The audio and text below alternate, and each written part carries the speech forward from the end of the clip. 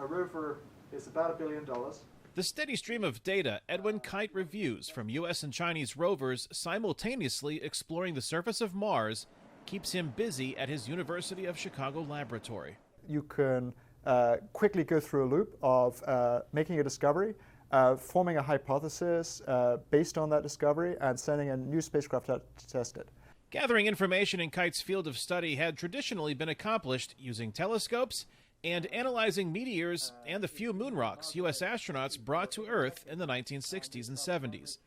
But the new Mars missions are helping Kite and his colleagues obtain a more direct and complete understanding of Mars, thanks to the information the craft and rovers from the different countries have collected throughout the Red Planet. We're at a really early stage of Mars exploration. We've only scratched the surface of what there is to discover. We don't know which country's investigation is going to stumble over something that unlocks the next stage of exploration. During a U.S. House of Representatives appropriations hearing that was conducted remotely, NASA Administrator Bill Nelson, a former astronaut and former U.S. Senator from Florida, signaled alarm at the recent success of the Chinese space program, which he says isn't confined to the Red Planet. They want to send 3 big landers to the South Pole of the moon, and that's where the water is.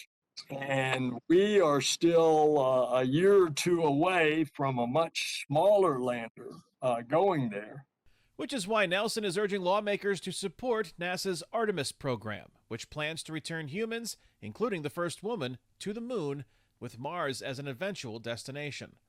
Nelson says China is on a similar path. I think that's now adding a new element as to whether or not we want to get serious and get a lot of activity going in landing humans back on the surface of the moon. China is gaining rapidly on the U.S., and the Europeans are also in this space race. Rocky Cobb, a professor of astronomy and astrophysics at the University of Chicago, believes a new space race could be positive.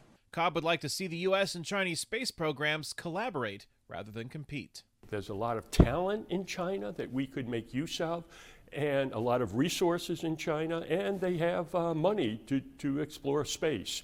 But both Kite and Cobb acknowledge there is a limit to how much cooperation can realistically occur between the United States and China. So the technology involved in peaceful exploration of space can also be transported to military uses. There are legal barriers to bilateral cooperation between NASA and the Chinese space program, but those don't apply to non-NASA funded work by academic institutions.